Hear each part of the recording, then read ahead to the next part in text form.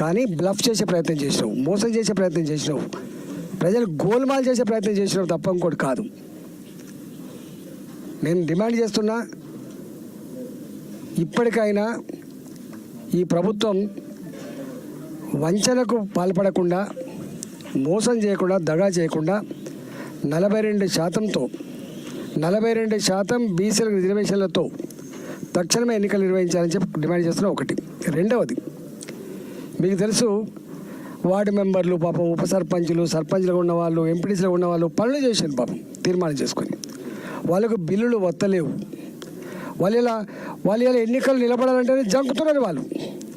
నేను అంటున్నా, పెద్ద పెద్ద కాంట్రాక్టర్లకి 500 కోట్లు 1000 కోట్ల రూపాయలు ఏదైతే బిల్లులు చెల్లిస్తున్నావో మీరు ఏం చెప్పిండ్రు?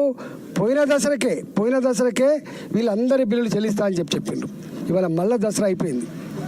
ఇప్పటివరకు పాపం లక్ష్మి అని ఉంటుంది చెల్పూర్లో, సరే వార్డు మెంబర్ చిన్న పని చేసింది 2 లక్షల రూపాయలు 3 లక్షల రూపాయలు, ఒకవేళ బిల్లు చేయకపోతే నేను సూసైడ్ చేసుకొని చచ్చిపోతా అంటాను. అనేక మంది ఇప్పటికే సూసైడ్ చేసుకొని చచ్చిపోయినరు, అనేక మంది అప్పుల ఊబిలో కూరుకుపోయినరు.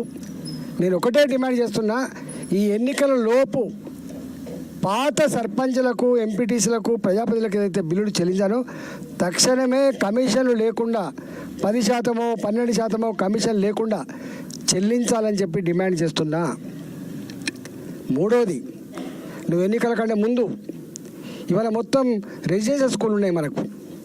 రెసిడెన్షియల్ స్కూళ్ళల్లో డైట్ ఛార్జీలు రాక, అందులో పనిచేసినటువంటి అవుట్సోర్సింగ్ ఎంప్లాయీలకు జీతాలు రాక 6 నెలలు అవుతుంది.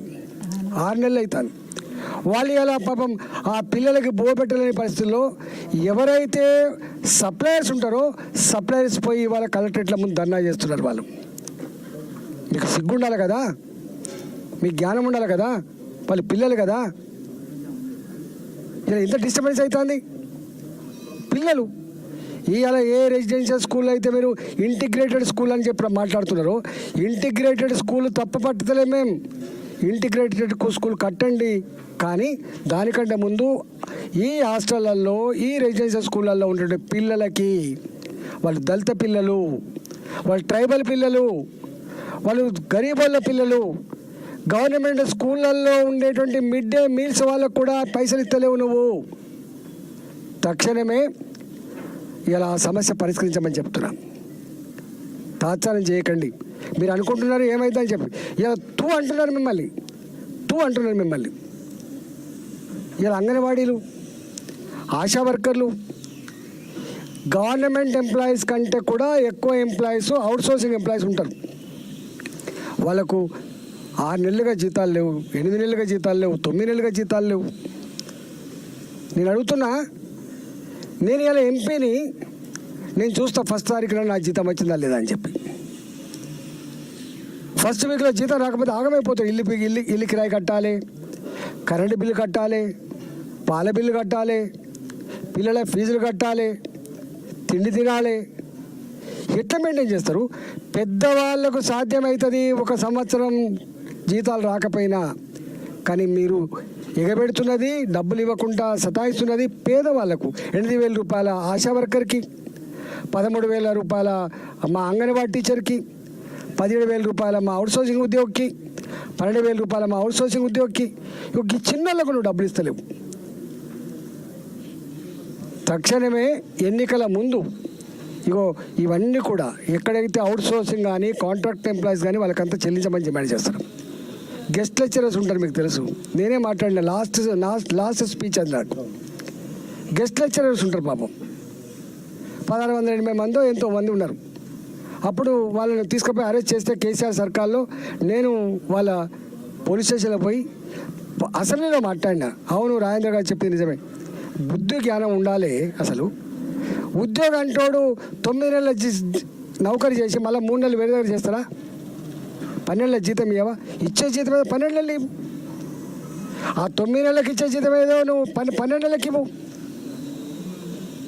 ఇవాళ వాళ్ళకైతే జీతభత్యాలు కాదు కదా, రెన్యువల్ చేయలేదు ఇప్పటిదాకా. వాళ్ళు మంత్రుల కాలం మీద పడ్డారు, వాళ్ళ కమిషనర్ కాలం మీద పడ్డారు. వాళ్ళు ఇవాళ గెస్ట్ లెక్చరర్లు ఎవరైతే ఉన్నారో వాళ్ళు ఇలా అన్నమో రామచంద్ర అని చెప్పి ఆగమవుతున్నారు. ఆనాడు కేసీఆర్ ఈ కాంట్రాక్ట్ ఉద్యోగులని, గెస్ట్ లెక్చరర్లని, అవుట్సోర్సింగ్ ఉద్యోగులని, చిన్న చిన్న వాళ్ళను సతాయిస్తున్నాడు, వేధిస్తున్నాడు అని చెప్పి నిరుద్యోగ యువకులకు ఉద్యోగాలు వస్తలేవని చెప్పి అందరికందరూ పట్టుబట్టి జట్టు కట్టి నీకు ఓట్లేసి గెలిపించింది కదా. నీ గొప్పతనమా? నీ సతికిలపడ్డ పార్టీ కాంగ్రెస్ పార్టీ 10 సంవత్సరాల కాలంలో సతికిలపడ్డ పార్టీ, ఇక రాదనుకున్న పార్టీ ఇవాళ నీ గొప్పతనంతో గెలవలే.